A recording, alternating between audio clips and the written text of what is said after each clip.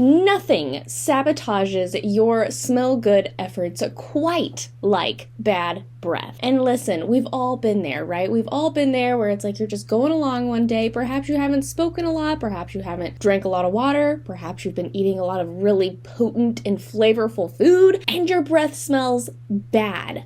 Again, we've all been there. But there are some different ways that you can address it, and there's some different ways that you can be proactive to hopefully address your bad breath and not sabotage your smell good efforts. Hello, my name is Ellison, and on this channel, I am helping you smell good in every area of your life. So hit that subscribe button to stay in the know of smell good. First things first, as a former dental hygienist's daughter, my mother was a dental hygienist for years growing up. And listen, my mother is a perfectionist, okay? And so your girl knows, she knows, right? Like she knows. But teeth was the thing, right? In some households, it's hair. In some households, it's makeup. In some households, it's nails. It was teeth in mine. So the first rule of good breath, of avoiding bad breath, is good oral health, okay? If you are not taking care of your mouth, then like, why would it smell good, okay? I mean, it's the same thing with, if you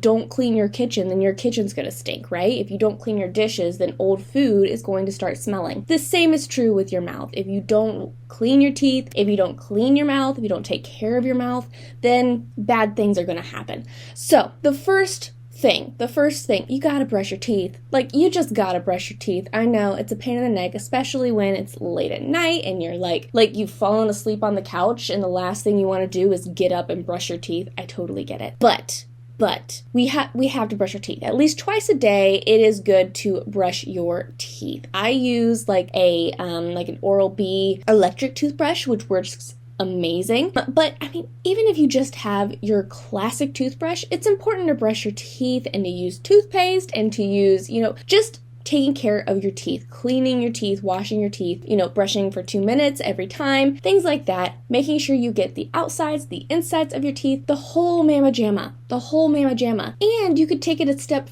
further and get like one of those tongue scrubbers. Oh man, that is a magic. Be careful, you can sort of gag if you like shove it too far in. Done that before. Been there, done that. Not fun. But first things first is that you must brush your teeth. And along that same bone is the second thing, which is to floss. This is the ever-present dental health challenge.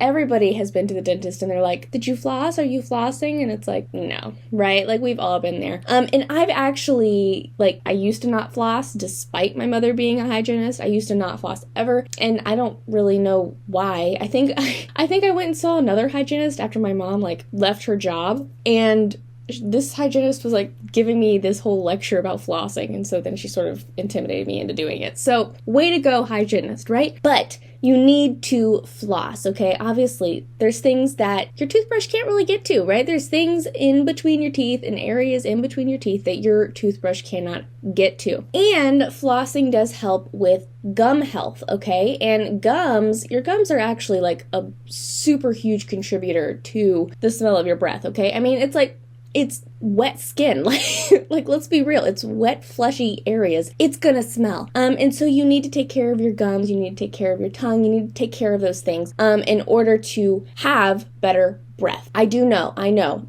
Using floss, pain in the neck. I actually use the flosser things, the kid flosser things. I love them. I know it's probably not the ultimate best thing ever to use, just because it's you're using the same little tiny piece of floss everywhere. It's this is how I'm gonna be able to do it, right? You have to take the path of least resistance sometimes. And in my case, it is that I use little flossers, okay? And so, yes, get yourself a pack of those 100 little flossers. They cost $5 to get 100 pack of them. And you're set to go. I floss once a day. I floss at night after I brush my teeth. And that comes right before I go to bed, okay? So I'm done eating for the day. I'm done drinking done drinking all of my delicious drinks, done drinking my coffee, done drinking my wine, and I'm getting ready to go to bed, okay? And so I always brush my teeth and floss right before I go to bed. If you would like a list of things just to go by, sort of a bad breath checklist or sort of just habits that you should be doing every day, then I have a free checklist that you can download. So definitely click the link down below just to get your hands on it. Obviously has the checklist, but I also included a page where I talk about the different steps, links to products that I like to use, and just a little bit more information on the steps that you're doing, just so that way you can have the reason for why you are doing what you're doing. It's free, just go and check it out, download it for yourself, and yeah. The third thing is to use mouthwash daily. This is actually something that I recently really started doing more of, because I don't know, it was just one of those deals where it's like, okay, I am brushing my teeth twice a day, I'm flossing once a day, but I'm still running into bad breath. Like, why are we still dealing with this? Why is this still a thing? And it dawned on me that it's like, okay, well, I'm not really cleaning the rest of my mouth. Sure, my bones, the mouth bones, they're good to go, right? And I'm cleaning in between my mouth bones. But what about, again, all the fleshy parts of my mouth? What about my tongue, under my tongue? What about my gums? What about the roof of my mouth? All of these areas that it's like, they don't get washed, like they don't get clean. And so I started using mouthwash daily. And obviously, I mean, mouthwash, I know somebody that they recently found out that they have like gum disease and stuff, and mouthwash and flossing is a major part of treating gum disease. Just washing and cleaning your mouth. And so the same is true with having good breath and taking care of your mouth, washing it with some mouthwash. So I do mouthwash in the morning. So I floss at night after brushing my teeth. I use mouthwash in the morning after brushing my teeth. And that just helps, once again, to really wash your mouth, clean everything out. And I keep a little bottle of mouthwash in my purse. This is like a little bonus tip here, is that I keep a little bottle of mouthwash in my purse. So if I'm going out and about, right, like, oh, I'm going to be gone for the afternoon or for the day,